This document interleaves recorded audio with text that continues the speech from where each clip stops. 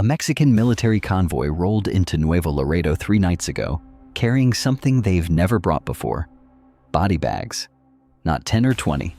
800 of them. The soldiers aren't talking about why they need that many, but the city's hospital just quietly transferred 93 patients to Monterrey. Residents with enough money are booking hotels across the border for extended stays. And if you're wondering what could make 500,000 people prepare for a massacre, you're about to find out why the next 72 hours in this city will determine who controls more drug money than Netflix makes in a year. Subscribe right now, because what's happening isn't on the news yet, but it will be. And when it hits, your gas prices, your grocery bills, and whether you get that Amazon package on time all depend on which cartel wins.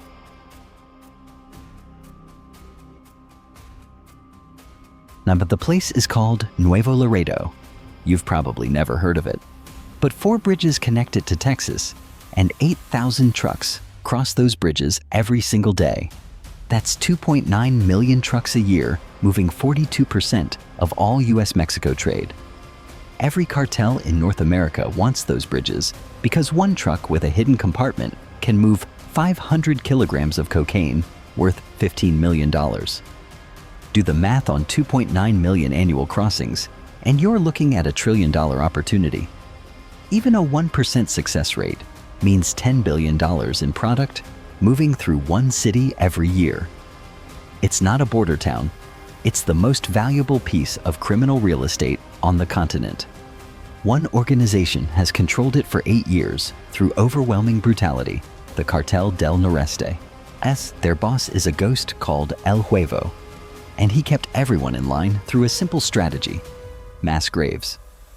Mexican intelligence confirmed 38 discoveries since 2019. They stopped counting bodies at 417. That level of violence keeps competitors away. But here's the problem nobody saw coming. El Huevo hasn't been photographed in 11 months. And 3 weeks ago, U.S. Signals Intelligence intercepted communications that changed everything.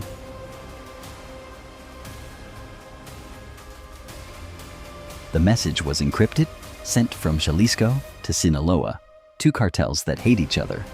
It contained GPS coordinates for 6 CDN stash houses in Nuevo Laredo and shift schedules for the guards protecting them, down to the minute. That kind of intelligence doesn't leak accidentally. Someone inside CDN with serious access sold out their own organization to their 2 biggest enemies. The same enemies who've been locked out of the Texas crossings for nearly a decade. You don't share that kind of operational detail unless you're coordinating simultaneous attacks. And if Sinaloa and Jalisco are working together even temporarily, it means they both believe CDN is about to collapse. They're right. In October, a CDN lieutenant named El Cadete vanished with $47 million in cartel funds and something way more valuable: the names of every corrupt official on CDN's payroll. Police commanders, judges, border agents, politicians. An entire network built over 8 years. Within 72 hours of his disappearance, 6 CDN safe houses got raided by federal police in operations that were way too coordinated to be random. El Cadete didn't just rob his own cartel. He burned down their entire protection infrastructure and then offered his services to the Gulf Cartel in exchange for a partnership deal. He's trying to split Nuevo Laredo into zones of control instead of one organization owning everything. But what El Cadete didn't know is that CDN had already been planning their own evolution. While he was plotting his betrayal, they were doing something no cartel has successfully pulled off at this scale.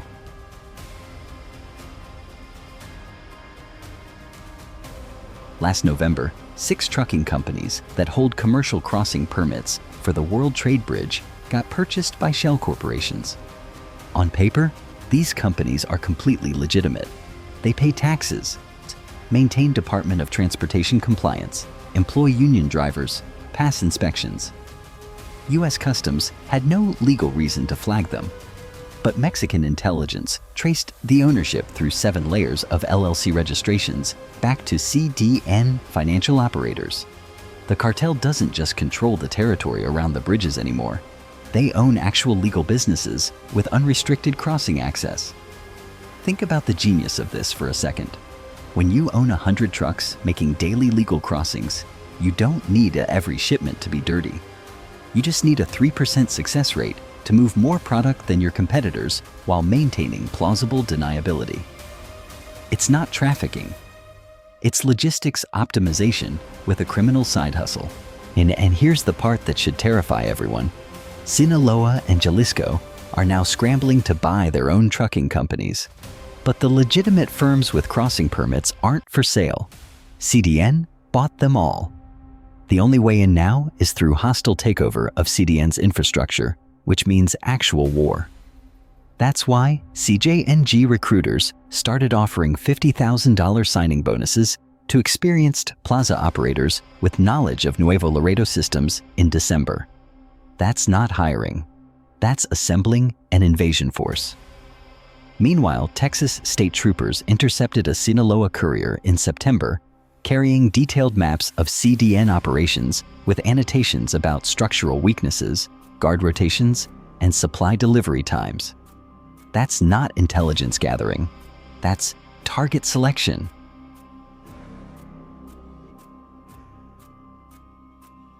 Now here's where this gets genuinely insane. And if you're not already subscribed, you need to hit that button because this next part isn't being reported anywhere else. In December, U.S. intelligence intercepted encrypted communications between CJNG leadership and a group that officially doesn't exist anymore, the Knights Templar Cartel. They were supposedly dismantled and absorbed into other organizations years ago. They weren't. They've been operating underground, avoiding attention, rebuilding in silence. And now they're negotiating a joint operation with CJNG, specifically targeting Tamaulipas State, where Nuevo Laredo sits. Two cartels that have never worked together, coordinating an assault on territory controlled by a third organization that's simultaneously dealing with internal betrayal and external pressure from a fourth and fifth group. And this isn't a turf war with two sides. This is a five-faction conflict where today's allies become tomorrow's enemies the moment CDN shows weakness. And everybody involved knows the prize is worth the risk because whoever controls those four bridges controls the single most profitable smuggling route in the Western Hemisphere. The Mexican government sees what's coming. That's why they deployed 900 additional troops to Nuevo Laredo in January. But here's what military analysts noticed about the deployment pattern. These soldiers aren't positioned to fight cartels. They're positioned to create a perimeter that would contain urban warfare and prevent it from disrupting commercial traffic. The government isn't trying to stop the war. They're trying to quarantine it so the trucks keep moving and trade doesn't collapse.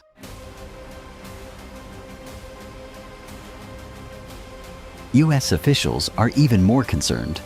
The Department of Homeland Security ran a classified simulation last August, modeling what happens if violence forces closure of Nuevo Laredo's commercial crossings for just 72 hours. The economic impact?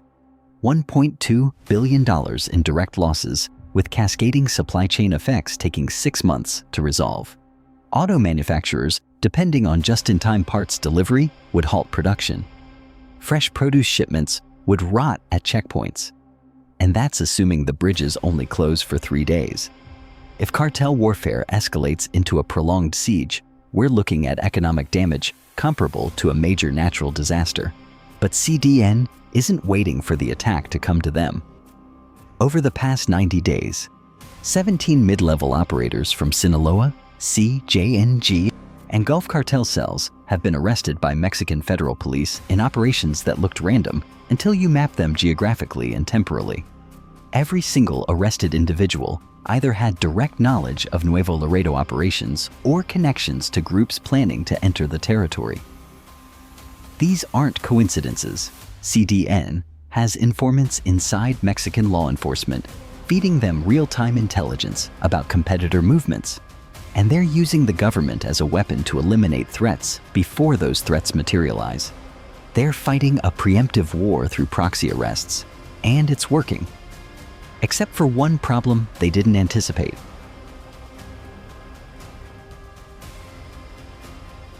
El Huevo isn't just sick, According to intercepted communications between CDN's top 3 lieutenants, he's been dead for 7 weeks. The cancer killed him in mid-December. Ibo and CDN leadership has been maintaining the fiction that he's alive to prevent exactly what's happening now, a coordinated assault from multiple cartels who smell blood. But you can only hide a leader's death for so long before people inside your organization start questioning orders, demanding proof of life, making their own plans for succession. That's what El Cadete figured out before he ran. He realized El Huevo was either dead or incapacitated, saw the power vacuum forming, and decided to cash out before the violence started. His betrayal wasn't opportunistic. It was strategic. He knew CDN's era was ending and positioned himself to be a dealmaker in whatever structure emerges from the chaos. But his timing might have been too early, because CDN's legitimate trucking operation gives them staying power that previous cartels never had. Even with their leader dead and their internal structure fracturing, they're still generating massive revenue through legal crossings that competitors can't touch without starting open war.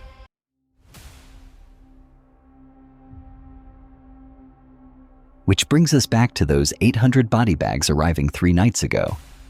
Mexican military sources who spoke on condition of anonymity say the bags are part of a mass casualty preparation protocol, activated when intelligence indicates imminent, large-scale violence. The military doesn't deploy that protocol for routine cartel activity. They deploy it when they have credible information about coordinated attacks involving multiple armed groups converging on a single location. Nuevo Laredo residents aren't waiting to find out if the intelligence is accurate. Gun stores in Laredo, Texas, report a 40% spike in firearm purchases from customers with Mexican addresses over the past 4 months. Private security companies operating on both sides of the border have seen contract requests triple since January. People who can afford to are buying second homes in Monterrey or San Antonio, evacuation destinations for when things explode, not if. When? Because here's what's actually happening right now. This week, while nobody's paying attention, CJNG has moved approximately 300 operators into positions within 20 miles of Nuevo Laredo's urban center. Sinaloa has established supply lines through Coahuila that would support a sustained operation lasting up to 6 weeks. The Gulf Cartel has activated cells in Reynosa and Matamoros as secondary pressure points to split CDN's defensive focus. NEM and the Knights Templar, the ghost organization everyone thought was gone, has been quietly recruiting former military and police with combat experience, offering triple what CDN pays.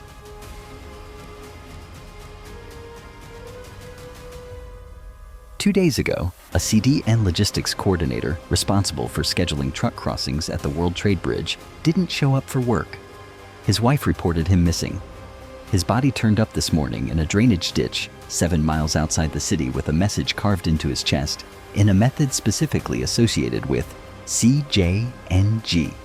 It wasn't just a murder, it was a declaration. CJNG was announcing their presence and their intent. CDN has 48 hours to respond or look weak.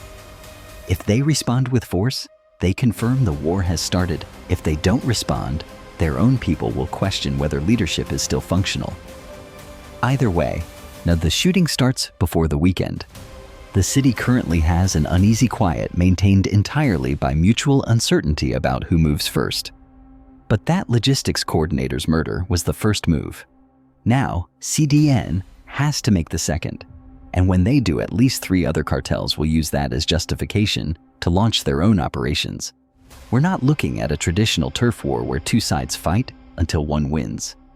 We're looking at a multi-faction free-for-all, where everyone attacks everyone else the moment CDN's defenses crack, and then those attackers turn on each other to claim the territory they just took.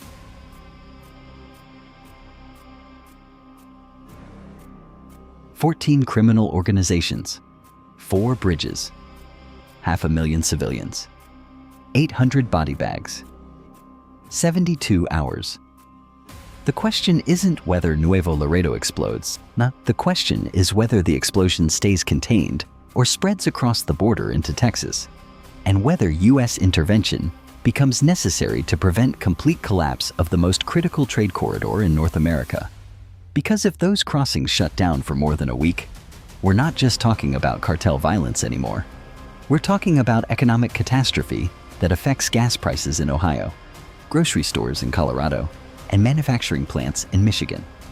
And it all starts in a city you've probably never heard of, with a dead cartel boss nobody knows is dead, and a coalition of enemies who hate each other but hate CDN more. The math doesn't work. The situation isn't sustainable. And when it breaks, everyone feels it. Drop a comment with your prediction for which cartel ends up controlling Nuevo Laredo when the dust settles. And make sure you're subscribed, because when the first shots are fired, you'll want to know exactly what it means and who's pulling the trigger. This is the story nobody else is covering, and it's about to become the biggest crisis at the southern border in a decade.